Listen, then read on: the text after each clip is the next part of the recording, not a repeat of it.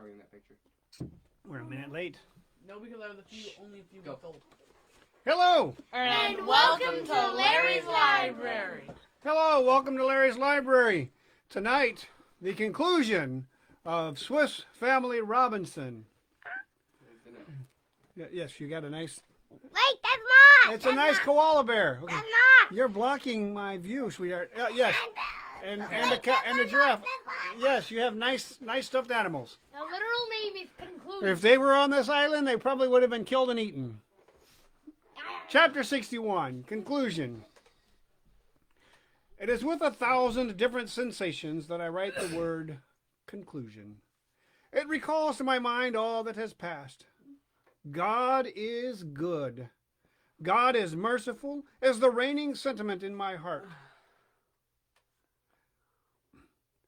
I have so many reasons for heartfelt gratitude to a gracious providence that I hope the listener will pardon me for the disorder in which I finish my story. Paul? What? Don't do that. It was toward the end of the rainy season. The wind had lost its violence, and a patch of blue sky could now and then be seen. Our pigeons had quitted the dovecot, and we ourselves ventured to open the door of the grotto and taste the fresh air. Our first care was for our gardens, which had suffered injury. We took account of the damage as well as we were able, and then set out for our more distant possessions. Fritz and Jack proposed to make an excursion to Shark Island to inspect our fort and colony there. I consented, and they set off in the kayak. My sons, on their arrival, having examined the interior of the fort and assured themselves that nothing of importance was damaged, began to look round and see if anything appeared on the horizon, but all was blank. Wishing to see whether the cannons were in good order, they began firing away as if they had all the powder in the world at their command. But what was their astonishment and emotion when, a moment after, they heard distinctly 3 reports of a cannon in the distance. They could not be mistaken, for a faint light toward the east preceded each report. After a short consultation as to what should be done, the 2 brothers resolved to hasten home and recount their adventure to us. We had heard the reports of the cannons they had fired, and we could not imagine why they were hurrying back so fast. I called out as loud as I could, "Hello there! What is the matter?" On they came, and jumping on shore, fell into my arms, faintly articulating, "Oh, Papa, Papa, did you not hear them?" "Hear what?" said I. "We have heard nothing but the noise your waste of powder made." "You have not heard 3 other reports in the distance?" "No." "Oh, why, we heard them plainly and distinctly." "It was the echo," said Ernest. This remark nettled Jack a little, and he replied rather sharply, "No, Mr. Doctor, it wasn't the echo. I think I have fired cannons enough in my lifetime to know whether that was an echo or not. We distinctly heard 3 reports of a cannon, and we are certain that some ship is sailing in this part of the world." "If there is really a ship on our coasts," said I, "who knows whether it is manned by Europeans or by Malay pirates? Who knows whether we ought to rejoice or be sorry at its presence? And that, instead of preparing for our deliverance, we should not make preparations for defense." My first resolution was to organize a system of defense and provide for our safety. We watched alternately under the gallery of the grotto so that we could be ready in case of surprise. But the night passed quietly away, and in the morning the rain commenced and continued so violently during 2 long days that it was impossible for us to go out. On the 3rd day the sun reappeared. Fritz and Jack, full of impatience, resolved to return to Shark Island and try a new signal. I consented, but instead of the kayak we took the canoe, and I went with them. On arriving at the fort we hoisted our flag, while Jack, ever impatient, loaded a cannon and fired it. But scarcely had the reports died away in the distance when we distinctly heard a louder answering report in the direction of Cape Disappointment. Jack could not contain himself for joy. "Men! Men!" cried he, dancing about us. "Men! Papa, are you sure of it now?" And his enthusiasm communicating itself to us, we hoisted another and a larger flag on our flagstaff. 6 other reports followed the first one we had heard. Overpowered with emotion, we hastened to our boat and were soon in the presence of the family. They had not heard the 7 reports, but they had seen our 2 flags flying, and they were eagerly waiting for circumstantial news. I ordered that everything in the grotto should be put in a place of safety. My 3 youngest sons, my wife, and Emily set off for Falcon's Nest with our cattle, and I embarked in the kayak with Fritz to reconnoiter. It was near midday when we set out. We coasted along without discovering anything, and the illusion of the moment began to dissipate. On more calm reflection, however, the certainty that we had heard the 7 reports of the cannon kept up our courage, when suddenly, on doubling a little promontory which had hitherto concealed it from us, we beheld a fine European ship majestically reposing at anchor, with a longboat at the side and an English flag floating at the masthead. I seek in vain to find words that will express the sentiments which filled our souls. We elevated our hands and eyes toward heaven, and thus returned our thanks to God for his great beneficence. If I had permitted it, Fritz would have thrown himself into the sea and swum off to the ship, but I was afraid that, notwithstanding the English flag, the vessel before us might be a Malay corsair which had assumed false colors in order to deceive other vessels. We remained at a distance, not liking to venture nearer without being more certain what it was. We could see all that was passing on board the vessel. 2 tents had been raised on the shore, tables were laid for dinner, quarters of meat were roasting before blazing fires, men were running to and fro, and the whole scene had the appearance of an organized encampment. 2 sentinels were on the deck of the vessel, and when they perceived us, they spoke to the officer on duty, who stood near and who turned his telescope towards us. "They are Europeans," cried Fritz. "You can easily judge from the face of the officer. Malays certainly would be more dusky than that." Fritz's remark was true, but yet I did not like to go too near. We remained in the bay, maneuvering our canoe with all the dexterity of which we were capable. We sang a Swiss mountain song, and when we had finished, I cried out through my speaking trumpet these 3 words: "Englishmen! Good men!" But no answer was returned. Our song, our kayak, and more than all our costume, I expect, marked us for savages, from the officer making signs to us to approach and holding up knives, scissors, and glass beads, for which the savages of the New World are generally so desirous. This mistake made us laugh, but we did not approach, as we wished to present ourselves before them in better trim. We contented ourselves with exclaiming once more, "Englishmen!" and then darted off as fast as our boat could carry us. We passed a whole day in preparing the pinnace and loading it with presents for the captain, as we wished him to see that those whom he had taken for savages were beings far advanced in the arts of civilization. We set off at sunrise. The weather was magnificent, and we sailed gallantly along, Fritz preceding us as pilot. When we could clearly distinguish the ship, a sensation of vivid joy was experienced by us all. My sons were dumb with pleasure and eagerness. "Hoist the English flag!" cried I, in the voice of a centaur, and a second after, a flag similar to the one on the ship fluttered from our masthead.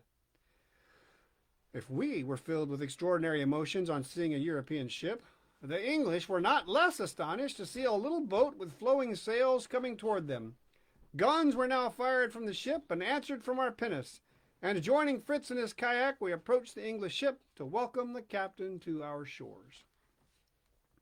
The captain received us with that frankness and cordiality that always distinguishes sailors, and conducted us to the cabin, where a flask of Cape wine cemented the alliance between us.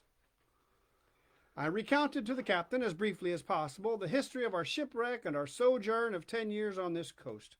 I spoke to him of Emily, and asked him if he had ever heard of her father, Sir Edward Montrose. The captain not only knew him, but it was part of his instructions to explore these latitudes where, 3 years before, the ship Dorcas, which had on board the daughter of Commander Montrose, was supposed to have been wrecked, and to try to discover whether any tidings of the vessel or crew could be ascertained. In consequence, he manifested the greatest desire to see her, and assure her that her father was alive. He informed us that a tempest of 4 days' duration had thrown him off the course which he had followed for Sydney and New Holland, and thus he had been driven on this coast, where he had renewed his wood and water. "It was then," added he, "that we heard the reports of cannon, which we answered. On the 3rd day, new discharges convinced us that we were not alone on the coast, and we resolved to wait until, by some means or other, we discovered who were our companions in misfortune. But we find an organized colony and a maritime power whose alliance as I solicit in the name of Sovereign of Great Britain." This last sally made us laugh, and we cordially pressed the hand which Captain Littleton extended to us. The rest of the family were waiting some distance off in the pinnace. We took leave of the captain, who, ordering his gig to be manned, arrived on board our vessel almost as soon as we did. We received him with every demonstration of joy and friendship, and Emily was half wild with happiness at the sight of a fellow countryman and one who brought intelligence of her father. The captain brought with him an English family, whom the fatigues of the passage had rendered ill, consisting of Mr. Woolston, a distinguished machinist, his wife, and 2 daughters. My wife offered Mrs. Woolston her assistance and promised her that her family should find every comfort and convenience at Felsenheim if they would return with us. They gladly consented, and we set out with them, taking leave of the captain, who did not like to pass the night away from his ship. My readers can form an idea of the astonishment which was evinced by the Woolston family on seeing all our establishments. We ostentatiously pointed out to them Felsenheim with its rocky vault, the giant tree at Falcon's Nest, Prospect Hill, and all the marvels which were comprised in our domains. A frugal repast in the evening united both families under the gallery of the grotto, and my wife prepared in the interior apartments and beds to receive the newcomers. The next morning Mr. Woolston came up to me and tenderly stretched out his hand, spoke as follows. "Sir," said he, "I cannot express all the admiration that I feel on regarding the wonders with which you are surrounded. The hand of God has been with you, and here you live happily, far away from the strife of the world, among the works of creation, alone with your family. I came from England to seek repose. Where can I find it better than here? And I shall esteem myself the happiest of men if you will allow me to establish myself in a corner of your domains." This proposition of Mr. Woolston filled me with joy, and I immediately assured him that I would willingly share with him the half of my patriarchal empire. Mr. Woolston hastened to communicate to his wife the success of his application, and the morning was devoted to the joy and pleasure that this news caused. But considerations of a painful nature occupied my mind. The ship, which now presented itself, was a second only we had seen in 10 years, and probably as long a period might elapse before another appeared. Should we let Captain Littleton and his ship leave us without any addition to his crew? These questions affected the dearest interests of our family. My wife did not wish to return to Europe. I was myself too much attached to my new life to leave it, and we were both at an age when hazards and dangers have no attraction, and ambition has resolved itself into a desire for repose. But our children were young. Their life was but just commencing, and I did not think it right to deprive them of the advantages which civilization and a contact with the world presented. And then again Emily, since she had heard that her father was in England, did not conceal her desire to return, and although we regretted losing this amiable girl, yet it was impossible to detain her. So at last I decided to call my children together and ascertain their sentiments. I spoke to them of civilized Europe, of the resources of every kind which society offered to its members, and I asked them if they would depart with Captain Littleton or be content to pass the remainder of their lives upon this coast. Jack and Ernest declared that they would rather remain. Ernest, the philosopher, had no need of the world to interrupt his studies, and Jack, the hunter, found the domain of Falcon's Nest large enough for his excursions. Fritz was silent, but I saw by his countenance that he had decided to go. I encouraged him to speak. He confessed that he had a great desire to return to Europe, and his younger brother Francis declared that he would willingly accompany him. Mr. Woolston also dismembered his family. He kept but one of his daughters, the other went on to New Holland. These family arrangements were very painful, and when they were finished I hastened to inform the captain of the Unicorn. He readily consented to take our 3 passengers. "I resign 3 persons," said he, "Mr. and Mrs. Woolston and one of their daughters. I take 3 more, and my complement will not be affected." The Unicorn remained 8 days at anchor, and we employed them in preparing the cargo which was to be the fortune of our voyagers on arriving in Europe. All the riches that we had amassed, pearls, ivory, spices, furs, and all our rare productions, were carefully packed and put on board the ship, which we also furnished with meat and fruits.